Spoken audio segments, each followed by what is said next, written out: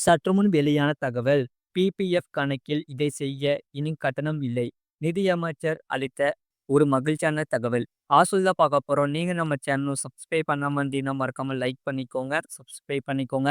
மற்றவர்களுக்கு தெரியப்படுத்த ஷேர் பண்ணுங்க. பொது வருங்கால வைப்பு நிதியில் பிபிஎஃப் கணக்கு வைத்திருக்கும் நபரா நீங்கள்? அப்படி என்றால் இந்த பதிவு உங்களுக்கு மிக முக்கியமானதாக இருக்கும். பிபிஎஃப் கணக்கு குறித்த ஒரு முக்கிய அப்டேட் கிடைத்துள்ளது. பொது வருங்கால வைப்பு நிதி கணக்கில் நாமினி விவரங்களை மாற்றவோ அல்லது புதுப்பிக்கவோ இனி பிபிஎஃப் உறுப்பினரிடம் கட்டணம் வசூலிக்கப்படாது.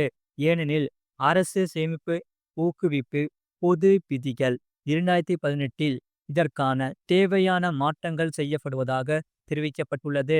அரசு சேமிப்பு ஊக்குவிப்பு பொது விதிகள் 2018 அட்டவணை 2 சேவைகளுக்கு வசூலிக்க வேண்டிய கட்டணம் என்பதன் கீழ் நாமினி நியமனத்தை ரத்து செய்தல் அல்லது மாற்றுதல் ரூபாய் 50 என்ற வார்த்தைகள் மற்றும் எண்கள் நீக்கப்படும் என்று நிதி அமைச்சக அறிவிப்பில் தெரிவிக்கப்பட்டுள்ளது. முழு வீடியோ லிங்க் கீழே இருக்கு. அதை கிளிக் பண்ணி பாருங்க. மறக்காம லைக் பண்ணிக்கோங்க.